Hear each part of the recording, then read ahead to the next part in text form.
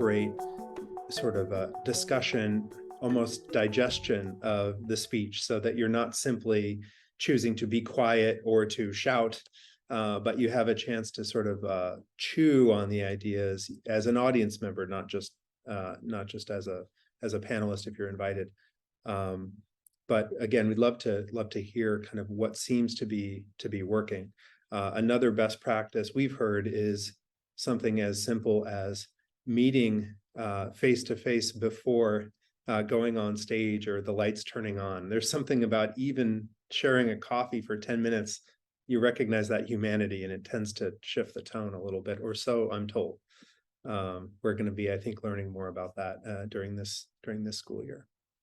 Yeah, I would agree with you, and I think there are simple things. Lighting matters when you're having it. It sounds trite and silly, but people behave differently when they don't think they can be seen clearly, right? Heckling behaviors, those kinds of things. And that's the reason that we're so challenged in this virtual environment where people can get online and say or do whatever, this loss of civility. And so interesting that everyone is worried about my feelings, my truth, my being hurt, and yet do not hesitate to harm others.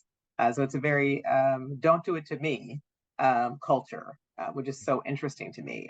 We speak in terms of internet trolls and all those sorts of things, but this emboldened world that we live in now that allows people to say whatever without grounding it in truth or evidence, or it's everybody's an op-ed writer on social media and other things. And I think that allows you to do so in the darkness, right? I mean, we see lots of anonymous type posts.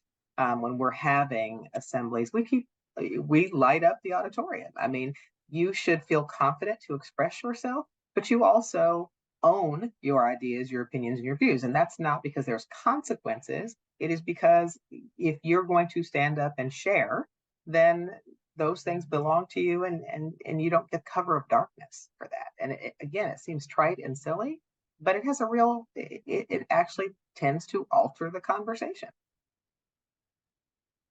I think the modeling is so our program for public discourse does modeling where they bring in, people with different views, and they will, discuss it. It's not a debate per se, although they do do some debates. But I think modeling is a good step. But, just like you don't learn to play basketball from watching the NBA, you've actually got to go practice constructive dialogue. And to do that, I think it's more than, again, hearing an orientation, even if it was an hour in orientation about free expression and the importance of it, that still doesn't necessarily give you the skills to have a constructive dialogue. Now, theoretically, you should be learning that in class.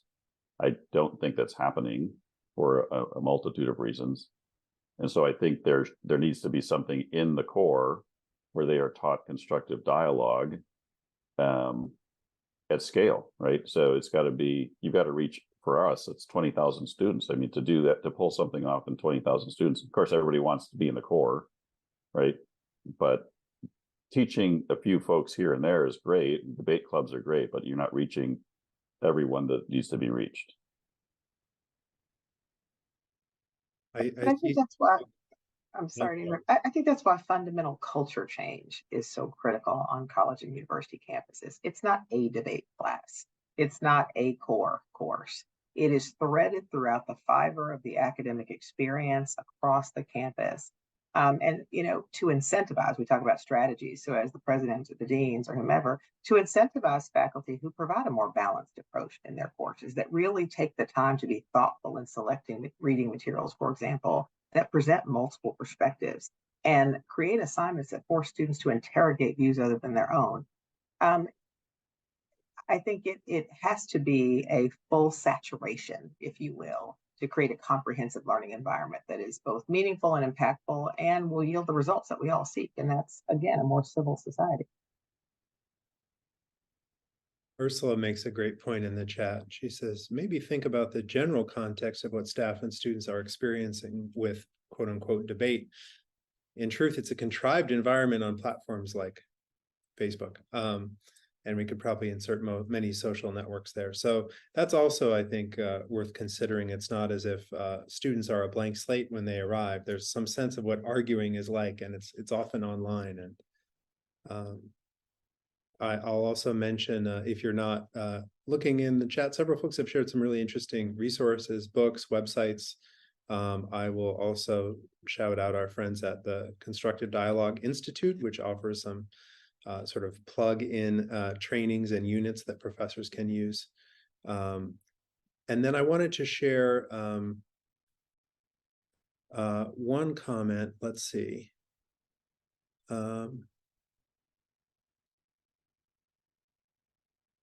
Rod says, the tough conversation for me is about the pursuit of truth. Students are so far away from a concept that there's an object to pursue. What kicks in is a sort of vanity. The only truth is my truth. And I suppose that's probably an age-old educational challenge to get over yourself and outside of yourself and think about that external reality. But it probably speaks to what several people have mentioned. Can this be built in early in the curriculum, potentially in the core curriculum, potentially even in starting in freshman orientation or earlier? The whole thing about it's my truth, I mean, maybe it's been around for a while, but I think it's a permeation of postmodernism, right? That there is no such thing of objective truth. And if the faculty, you know, I mean, that's awesome, Roslyn, that your faculty are willing to do that. But I would say 2/3 of I would guess let me put it this way, a significant percent of our faculty population probably believes it's my truth, not an objective truth. And then, well, I'm not going to go into more details, but yeah, I think the problem is, I think there's a lot of people within academia, in the faculty, that do not believe that it not only is there no, you know, that the mission shouldn't be pursuit of truth, but should be social justice, but also that there is no such thing as an objective truth. And so, well, how would you even try to pursue it?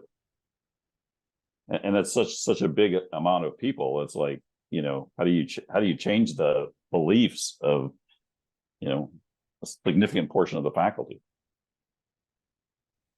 Well, and that goes also to kind of this activism question. So in the time that we have left, I'd love to put this on the table as an anonymous commenter does, asking, do you see any signs that your ideas are starting to spread and become more widely accepted? And I would also add to that, you know, for a faculty member who might be listening and just wondering, is there anything that can be done? Where can I get involved to try to raise the profile of these issues and maybe persuade some of the leaders in my institution? I mean, where do you start?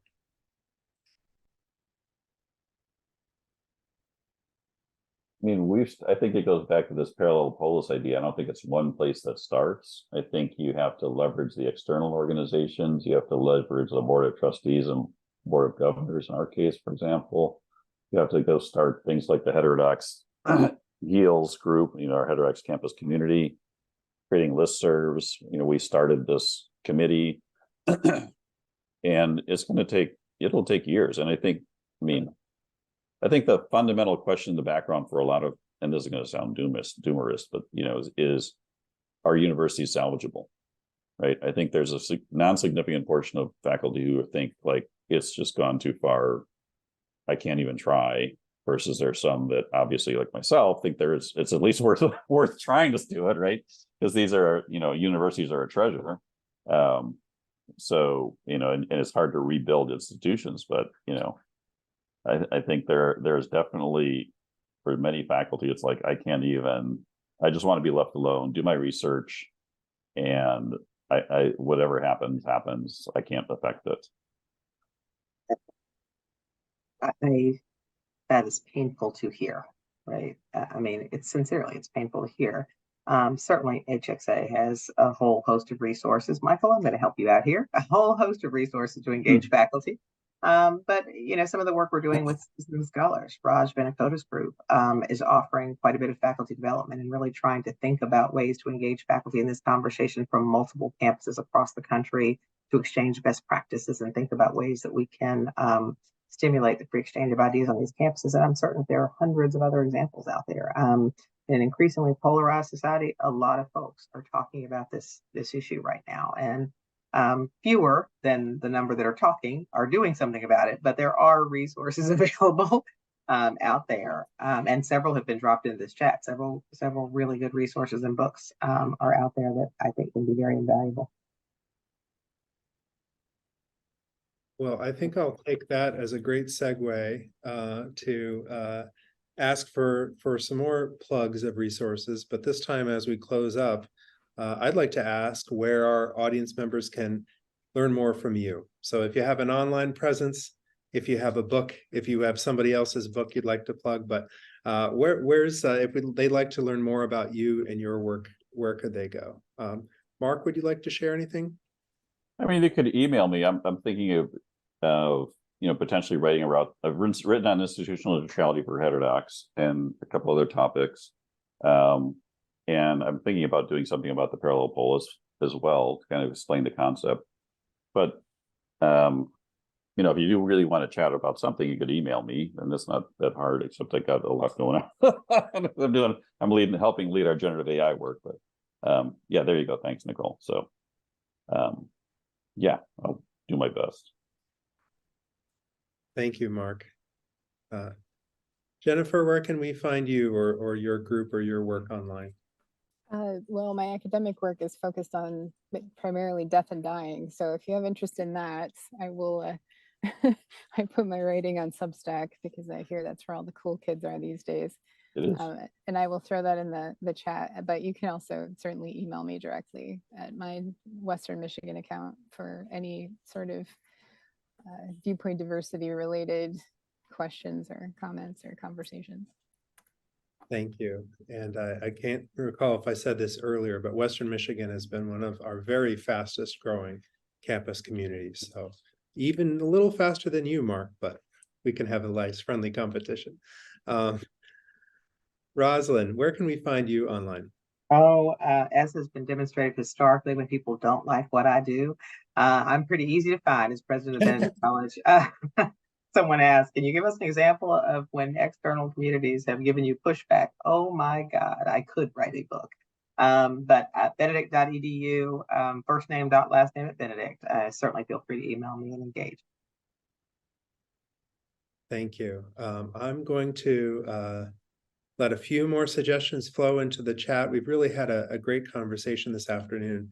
And I hope that everyone with us today will join me in thanking our panelists, not only for this conversation, but for everything that you can hear that they're doing throughout the academic year where they are.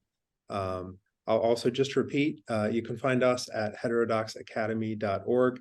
We've got some big announcements coming out soon. You don't want to miss them. So sign up for our emails, apply for membership if you're somebody who works or studies in the academy in any fashion, and follow us on social media, I suppose.